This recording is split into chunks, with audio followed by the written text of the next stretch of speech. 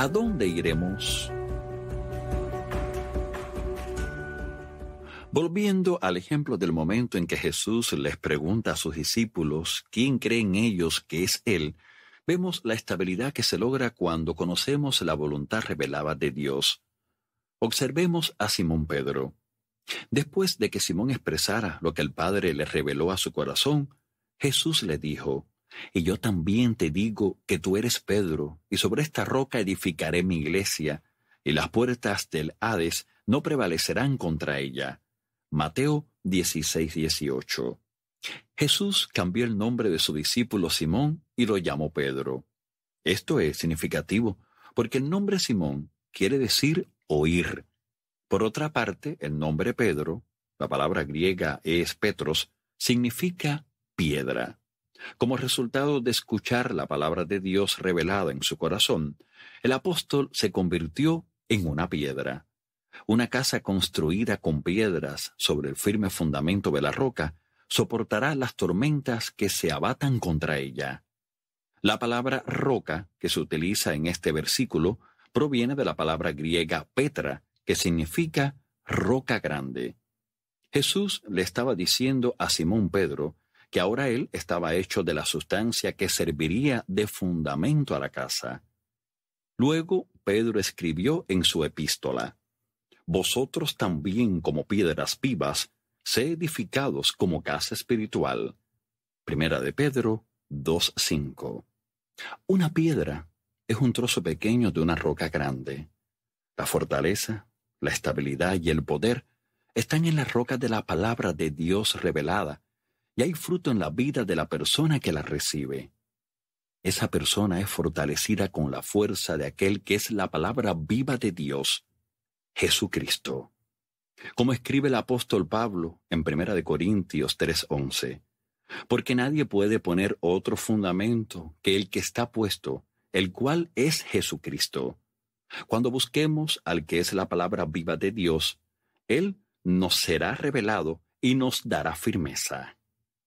Durante los últimos días de Jesús sobre la tierra, la vida se volvió más difícil para su equipo ministerial. Los líderes religiosos y los judíos perseguían a Jesús intentando matarlo. Juan 5:16. Cuando las cosas comenzaron a mejorar y el pueblo quiso hacerlo rey por la fuerza, Él se negó y se apartó de ellos. Juan 6:15. ¿Por qué hizo eso?, se preguntaban sus discípulos. Esta era su oportunidad y la nuestra. Ellos estaban en medio de un conflicto. La tormenta arreciaba. Hemos dejado a nuestras familias y nuestros trabajos para seguir a este hombre. Tenemos mucho que perder.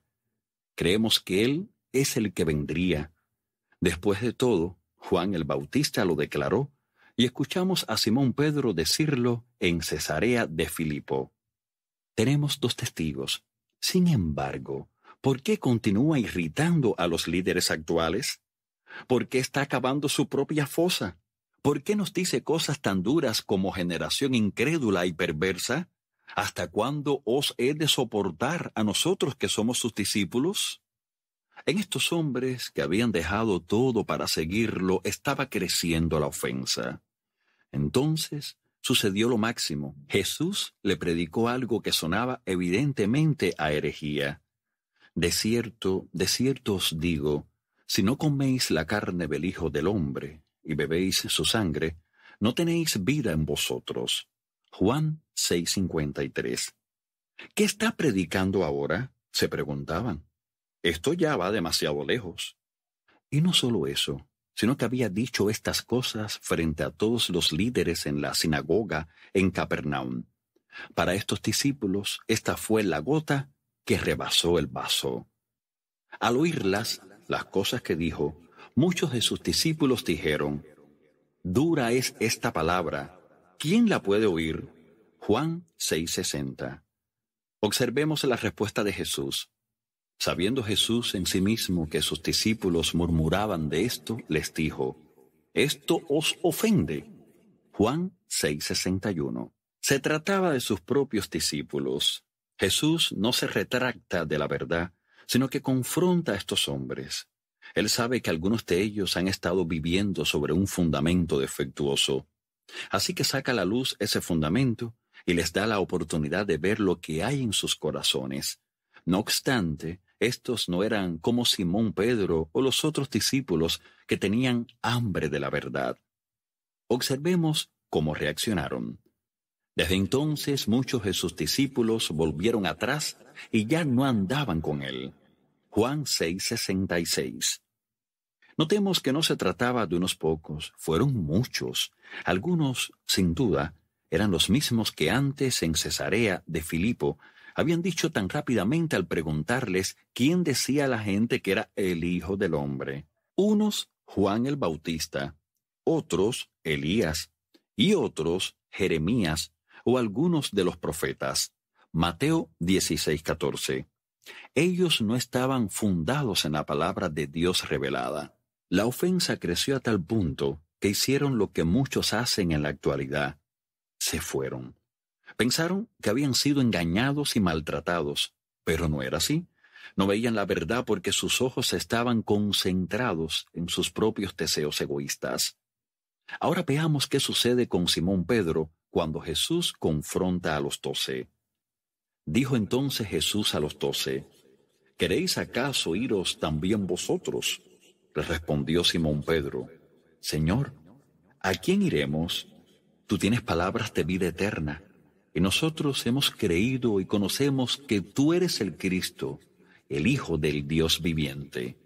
Juan 6:67 al 69.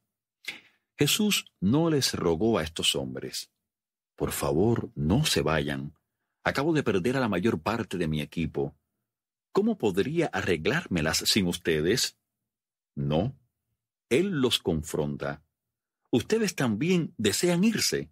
Observemos lo que contesta Pedro, aunque está luchando con la misma oportunidad de sentirse ofendido que tienen los demás. Señor, ¿a quién iremos? Lo que escuchó seguramente lo había confundido, pero él sabía algo que los demás no conocían. En Cesarea de Filipo, Pedro había tenido una revelación de quién era verdaderamente Jesucristo, el Hijo del Dios viviente. Mateo 16:16. Ahora, al calor de esta prueba, Pedro expresó lo que estaba profundamente enraizado en su corazón. Hemos creído y conocemos que tú eres el Cristo, el Hijo del Dios viviente. Estas son exactamente las mismas palabras que exclamara en Cesarea de Filipo. Pedro era una piedra establecida sobre la roca firme de la palabra viva de Dios. Él no se iría ofendido. Reacción bajo presión.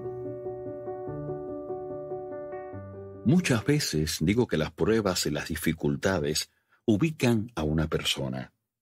En otras palabras, determinan dónde estamos espiritualmente. Revelan la verdadera condición de nuestro corazón. La forma en que reaccionamos ante la presión es la forma en que reacciona el verdadero yo. Podemos tener una casa fundada en la arena, de 5 pisos de altura, hermosa y decorada con los materiales y las artesanías más elaboradas. Mientras el sol brille, parecerá un derroche de fortaleza y belleza. Junto a ella podemos tener una casa simple de una sola planta. La misma pasa inadvertida y probablemente sea muy poco atractiva comparada con la hermosa construcción que se halla a su lado. Sin embargo, está edificada sobre algo que no podemos ver, una roca. Mientras no haya tormentas, la casa de 5 pisos luce mucho más hermosa. No obstante, cuando se enfrenta a una tormenta fuerte, cae y queda totalmente en ruinas. Quizás sobreviva a algunas tormentas menores, pero no a un huracán. En cambio, la casa simple de una sola planta sobrevive. Y mientras más grande es la casa, más dura y notoria es su caída.